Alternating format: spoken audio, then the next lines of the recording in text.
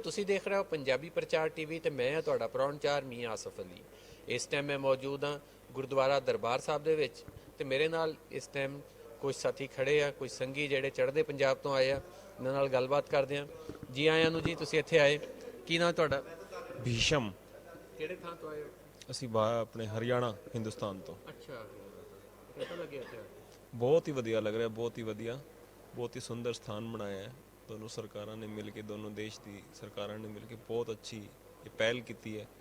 ਆਪਸ ਵਿੱਚ ਸੰਬੰਧ ਜਿਹੜੇ ਆ ਬਹੁਤ ਵਧੀਆ ਹੋਣਗੇ, ਇਹਦੇ ਨਾਲ ਆਪਸ ਵਿੱਚ ਲੋਕਾਂ ਦਾ ਮਿਲਾਨ ਹੋਏਗਾ ਤੇ ਸਭ ਨੂੰ ਅੱਛਾ ਲੱਗ ਰਿਹਾ ਇੱਥੇ ਆ ਕੇ। ਸਾਨੂੰ ਵੀ ਅੱਛਾ, ਬਹੁਤ ਹੀ ਵਧੀਆ ਲੱਗ ਰਿਹਾ ਸਭ ਨੂੰ ਮਿਲ ਕੇ। ਐਜ ਕੋਈ ਫਰਕ ਨਹੀਂ ਲੱਗ ਰਿਹਾ, ਅਸੀਂ ਦੂਜੇ ਮੁਲਕ 'ਚ ਆਏ ਹੋਏ ਹਾਂ, ਆਪਣਾ ਜਿਹਾ ਫੀਲ ਹੋ ਰਿਹਾ ਸਭ ਕੁਝ। ਤੇ ਇਹ ਗੁਰਦੁਆਰਾ ਸਾਹਿਬ ਦੇ ਦਰਸ਼ਨ ਕਰਕੇ ਵੀ ਬਹੁਤ ਵਧੀਆ ਲੱਗ ਰਿਹਾ, ਮੱਥਾ ਟੇਕ ਕੇ। ਅੱਛਾ, ਤੁਹਾਡੀ ਜਿਹੜੀ ਬੋਲੀ ਆ ਇਹ ਚੜ੍ਹਦੇ ਪੰਜਾਬ ਤੋਂ ਥੋੜੀ ਜਿਹੀ ਵੱਖਰੀ ਜਿਹੀ ਆ, ਇਹ ਕਿਹਦੇ ਨਾਲ ਰਲਦੀ ਹੈ?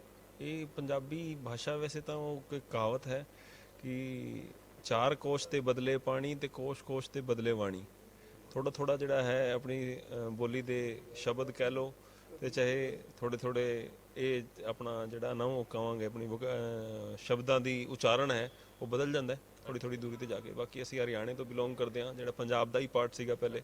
ਪੰਜਾਬ ਜਿਹੜਾ ਪਹਿਲੇ ਹਿੰਦੁਸਤਾਨ 'ਚ ਇੱਕੋ ਹੀ ਹੁੰਦਾ ਸੀ ਤੇ ਹਿੰਦੁਸਤਾਨ ਪਾਕਿਸਤਾਨ ਜਦੋਂ ਬਟਵਾਰਾ ਹੋਇਆ, ਸਾਡੇ ਬਜ਼ੁਰਗ ਇੱਥੋਂ ਹੀ ਗਏ ਨੇ ਪਾਕਿਸਤਾਨ। ਇਹ ਮਤਲਬ ਹਾਂ, ਕਿਹੜੇ ਥਾਂ ਤੋਂ ਗਏ ਆ ਇੱਥੋਂ? ਮੁਲਤਾਨ ਡਿਸਟ੍ਰਿਕਟ ਹੁੰਦਾ ਸੀ। ਮੈਂ ਇਹੀ ਗੱਲ ਪੁੱਛਣੀ ਚਾਹ ਰਿਹਾ ਸੀਗਾ ਕਿ ਤੁਹਾਡਾ ਜਿਹੜਾ ਲਹਿਜਾ ਵਾ ਮੁਲਤਾਨੀ ਪੰਜਾਬੀ ਦੇ ਨਾਲ ਰਲਦਾ ਮਿਲਦਾ? ਬਿਲਕੁਲ ਬਿਲਕੁਲ। ਸਾਡੇ ਘਰੇ 'ਚ ਹੁਣੇ ਵੀ ਸਾਰੇ ਹੀ ਮੁਲਤਾਨੀ ਬੋਲਦੇ ਨੇ। ਸਾਡੇ ਜਿਹੜੇ ਬਜ਼ੁਰਗ ਬੰਦੇ ਨੇ ਸਾਰੇ ਉਹ ਮੁਲਤਾਨੀ ਭਾਸ਼ਾ ਹੀ ਪ੍ਰਯੋਗ ਕਰਦੇ ਨੇ ਆਪਸ ਵਿੱਚ, ਤੇ ਸਾਨੂੰ ਵੀ ਤਾਂ ਪੂਰੀ ਬੋਲਣੀ ਆਉਂਦੀ ਹੈ ਮੁਲਤਾਨੀ। ਅੱਛਾ, ਤੇ ਕੀ ਗੱਲ ਕਰੋ ਅੱਜ ਅਸੀਂ ਜ਼ਰੂਰ ਗੱਲ ਕਰਾਂਗੇ ਤੁਹਾਡੇ ਨਾਲ, ਤਾਂ ਕੋ ਬੋਲ ਕੇ ਦਿਖਾਵਾਂਗੇ ਕਿਵੇਂ ਆਪਾਂ ਆਪਸ ਵਿੱਚ ਗੱਲ ਕਰਨੇ ਆ। ਜਿਹੜੀ ਸਾਡੀ ਭਾਸ਼ਾ ਹੈ ਮੁਲਤਾਨੀ, ਹੁੰਦੇ ਸਾਡੇ ਘਰ 'ਚ ਅਸੀਂ ਸਾਰੀ ਜਿਹੜੇ ਸਾਡੇ ਬਜ਼ੁਰਗ ਨੇ ਸਾਰੇ ਉਹੀ ਭਾਸ਼ਾ ਆਪਸ ਵਿੱਚ ਪ੍ਰਯੋਗ ਕਰਦੇ ਹਾਂ।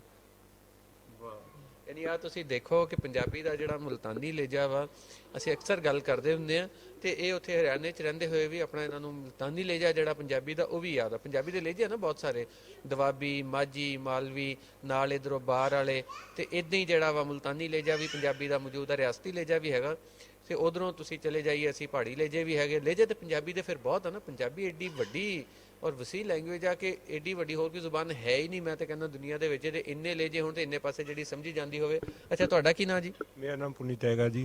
अच्छा, और मैं भी, हमारे पूर्वज भी जो है मुल्तान से ही गए हुए हैं, तभी हमारा बहुत मन करता है कि हम पाकिस्तान आके देखें हमारे पूर्वज।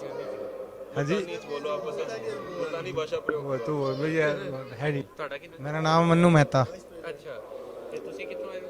मैं तो शाम तो आया हरियाणा तो भिवानी डिस्ट्रिक्ट तो ਅੱਛਾ, पंचायत मैंबर हाँ उत्थे तो हिंदुस्तान तो आया। साढ़े पूर्वज रहंदे ने इत्थे। मुल्तान जिला है, लोधीवाला तहसील पैंदी है। ਸਾਡੇ ਬਜ਼ੁਰਗਾਂ ਨੇ ਸਾਨੂੰ ਦੱਸਿਆ ਹੈ ਸਾਰਾ ਇੱਥੇ ਦਾ, ਕਿਵੇਂ ਸਾਡੀ ਜ਼ਮੀਨਾਂ ਹੁੰਦੀ ਸੀ, ਕਹਿੰਦੇ ਸਾਡੇ ਬਾਗ ਹੁੰਦੇ ਸੀ। ਬੜਾ ਦਿਲ ਕਰਦਾ ਇੱਥੇ ਆਉਣ ਦਾ, ਤੇ ਆ ਕੇ ਇੱਥੇ ਬਹੁਤ ਚੰਗਾ ਲੱਗਿਆ ਹੈ, ਦਿਲ ਖੁਸ਼ ਹੋ ਗਿਆ ਇੱਥੇ ਆ ਕੇ, ਮਨ ਖੁਸ਼ ਹੋ ਗਿਆ ਜੀ। ਵਾਹ ਜੀ, ਬੜੀ ਗੱਲ ਆ। ਤੇ ਤੁਹਾਡਾ ਕੀ ਨਾਮ ਜੀ? संदीप कुमार।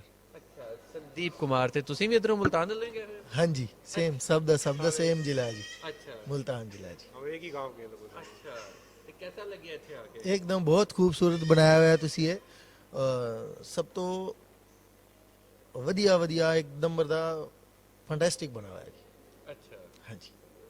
ਚਲੋ ਜੀ। ਤੇ ਤੁਸੀਂ ਵੀ ਨਾਲ ਹੀ ਆਇਓ? ਬਿਲਕੁਲ, ਮੈਂ ਨਾਲ ਹੀ ਆਇਆ ਜੀ। ਅੱਛਾ, ਅੱਛਾ, ਮੇਰਾ ਨਾਮ ਚਰਨ ਸਿੰਘ ਹੈ ਜੀ। ਅੱਛਾ, ਹਾਂਜੀ, ਸਾਡਾ ਡਰਾਈਵਰ। ਅੱਛਾ, ਅੱਛਾ, ਅੱਛਾ, ਇਕੱਠੇ ਹੀ ਆਏ ਹੋ ਸਾਰੇ। ਬਹਰਾਲ ਜੀ, ਬੜੀ ਖੁਸ਼ੀ ਹੋਈ ਦੇਖ ਕੇ ਇਹਨਾਂ ਨੂੰ, ਔਰ ਖਾਸ ਕਰ ਮੁਲਤਾਨੀ ਪੰਜਾਬੀ ਸੁਣ ਕੇ ਇਹਨਾਂ ਦੇ ਕੋਲੋਂ ਬੜਾ ਚੰਗਾ ਲੱਗਿਆ।